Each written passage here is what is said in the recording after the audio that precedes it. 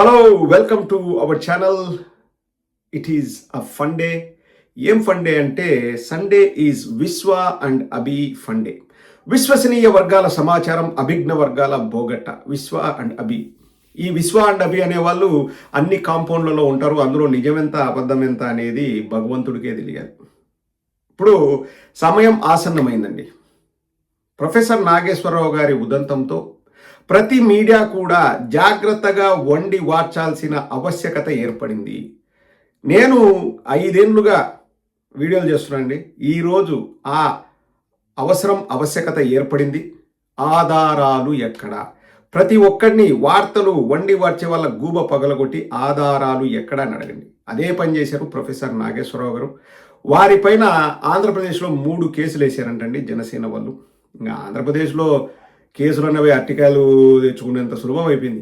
ఎవడికి పడితే వాడు పోతాడు పోలీస్ స్టేషన్కి. నా మనోభావాలు దెబ్బతిన్నాయి అంటాడు. వాడికి ఎందుకు దెబ్బతిన్నాయో, వాడికి దెబ్బతినాల్సిన అవసరం ఏమొచ్చిందో, ఎవడు దెబ్బతీసినాడో, ఎందుకు దెబ్బతీసాడో వాడికే తెలుదు. మొత్తం స్క్రిప్ట్ అంతా కూడా మళ్ళీ వాడు రాయడు. పాపం పోలీసు వాళ్ళు కూడా వాళ్ళు కూడా రాయరు. ఎవడో స్క్రిప్ట్ పంపిస్తాడు, వీడు పేపర్ ఇస్తాడు, వాళ్ళు రాసుకోవాలా. పోలీసు వాళ్ళ పరిస్థితి మరీ దయనీయంగా ఉందండి ఆంధ్రప్రదేశ్లో. ప్రతి ఒక్కడు అంటే ఇప్పుడు జనసేన వాళ్ళు కానీ తెలుగుదేశం వాళ్ళు కానీ పోయి పోలీసు వాళ్ళని బెదిరించడమే. వాళ్ళు జీహుజుర్ అనాల్సిన దయనీయ పరిస్థితిలో పోలీసు వాళ్ళు ఉన్నారు మన ఆంధ్ర రాష్ట్రంలో. ఏం చేస్తాం, తప్పదు. ఇదే విషయంపై నాగేశ్వర్ గారు ఆధారాలు అడిగిన నాగేశ్వర్ గారు ఏమంటున్నారో ఒకసారి వినండి. గూబ పగలగొట్టేటట్టు పచ్చ మీడియాకి సమాధానం ఇచ్చాడు. తర్వాత ఇంకొక అద్భుతమైన వీడియో ఉంది. దానికి పచ్చ గొట్టాలు ఏం సమాధానం చెప్తాయో వాళ్ళ విజ్ఞతకే వదిలేద్దాం. సో ఫస్ట్ నాగేశ్వర్ గారు ఎలా గూబ పగలు కొడుతున్నారో, స్లిప్పర్ షాట్ చెప్పు దెబ్బ ఎలా కొడుతున్నారో ఒకసారి చూడండి. దానికి ఆయన చెప్పింది ఏంటంటే హైలీ ప్లేస్డ్ సోర్సెస్ నాకు చెప్పాయి అనేది ఆయన చెప్తున్నాడు. ఇది ఎంత హైలీ ప్లేస్డ్ సోర్సెస్ అయినా కూడా అంత క్లియర్ కట్ గా how he claim that highly placed sources told me అని. చంద్రబాబు నాయుడు ఎమ్మెల్యేల మీద మళ్ళీ ఫైర్ అయ్యారు సార్. ఇది ఏ పేపర్ లో వచ్చింది? ఆంధ్రజ్యోతిలో. సోర్స్ ఏంటి? ఎమ్మెల్యే మీటింగ్ లో ఉన్నారా ఎవరైనా ఆంధ్రజ్యోతి విలేకరి? సార్ మరి ఎట్లా వార్త వచ్చిందండి? సోర్స్ ఏంటి? సోర్స్ ఎందుకు చెప్పాలి? ఇప్పుడు ఇలాంటి వార్తకు ఎవరు చంద్రబాబు నాయుడు చెప్పాడా, ఎమ్మెల్యేలు చెప్పాడా? వేరే సోర్స్ మన ఆంధ్రజ్యోతి. దీన్ని డిబేట్ పెట్టాలి కదా. నాగేశ్వరంలో డిబేట్ పెట్టినప్పుడు డిబేట్ పెట్టాలి సోర్స్ ఏది అని. సోర్స్ లేకుండా ఎట్లా కేసు పెట్టాలి కదా వెంటనే. ఏదైతే సోర్స్ మీరు ఎవరిని కోట్ చేశారు, ఎమ్మెల్యే కోట్ చేశారు, ఏ చంద్రబాబు నాయుడు కోట్ చేశారు? అధికారిక ప్రకటన వచ్చిందా? అధికారిక రాలేదు. మరి వార్త ఎందుకంటే వేరే పేపర్లు రాలే కదా. మరి సోర్స్ ఏంటి? సోర్స్ ఏంటి? ఆంధ్రజ్యోతికి సోర్స్ అవసరం లేదు, నాగేశ్వరం మాత్రం సోర్స్ కాదు. వేరే విషయం అనుకోండి. ఇంత రియాక్షన్ ఎక్స్పెక్ట్ చేయలేదు సార్. చెప్పుతో కొట్టినట్టు అడిగారు ప్రొఫెసర్ నాగేశ్వర్ గారు. ఇప్పుడు ఎమ్మెల్యేల పైన చంద్రబాబు సీరియస్ అంటే ఆంధ్రజ్యోతి వాడు రాశాడంట. ఆంధ్రజ్యోతి వాడికి ఎవరు చెప్పాడు? ఆంధ్రజ్యోతి విలేకరు పోయాడా? ఎమ్మెల్యేలతో చంద్రబాబు మాట్లాడేటప్పుడు ఉన్నాడా? చంద్రబాబు సీరియస్, చంద్రబాబు ఆగ్రహోదగ్ధుడైన చంద్రబాబు ఇది, చంద్రబాబు అది రోజు వండి వారుస్తారే. ఆధారాలు ఏడున్నాయి? ఆధారాలు ఏడున్నాయి? ఇప్పుడు ప్రతిదానికి చంద్రబాబు అని ఇట్లా ఆగ్రహోదగ్ధుడయ్యే ఒక ఫోటో పెట్టి ఆగ్రహం అంటే సరిపోతుందా?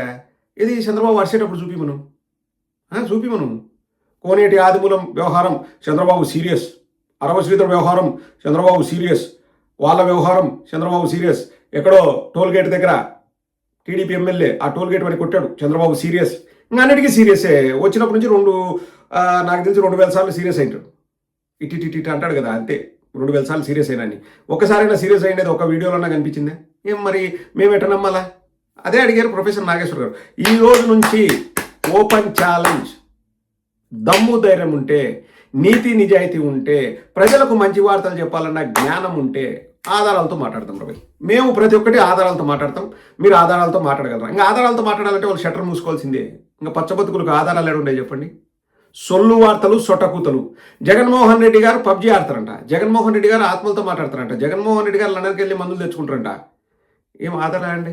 మెట్టు తీసుకొని 8 సీట్స్ కొట్టేవాళ్ళు లేక ఈ ఆధారాలు ఏడున్నాయి? ఒక్క పచ్చ కుక్క దగ్గరైనా ఆధారం ఉందే? చూపిండి మరి.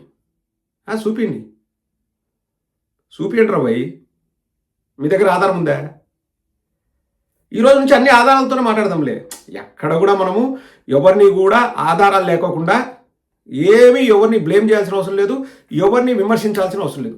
ఆధారాలు చూపించి జస్టిఫికేషన్ చేసుకుంటూ మనం మాట్లాడదాం. మీకు ఓకే కదండి?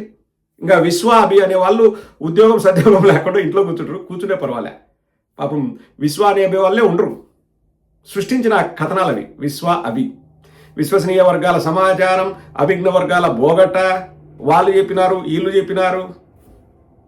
జగన్కు అమిత్ షా క్లాస్, జగన్కు అమిత్ షా క్లాస్.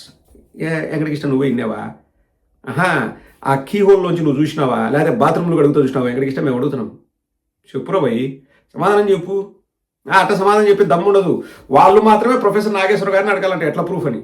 నేను కామెంట్ సెక్షన్లో చదివానండి కింద నిన్న మొన్న నేను వీడియోలు చేసినప్పుడు అందరూ ఏమనుకున్నారంటే వాళ్ళు వీళ్ళు కాదు, నాదెండ్ల మనోహరే ప్రొఫెసర్ నాగేశ్వర్కి చెప్పారు, ఈరోజు నాదెండ్ల మనోహర్కి ఇబ్బంది అవుతుందని నాదెండ్ల మనోహరే రిక్వెస్ట్ చేశాడు తీసుకోమని చెప్పేసి అందరూ అంటున్నారు. నేనన్నాం కాదు. కింద కామెంట్ సెక్షన్లో 2 రోజుల క్రితం 3 రోజుల క్రితం మీరు కామెంట్ సెక్షన్ చూస్తే అన్నీ అదే అంటున్నారు, ప్రతి ఒక్కరు అదే మాట్లాడుతున్నారు.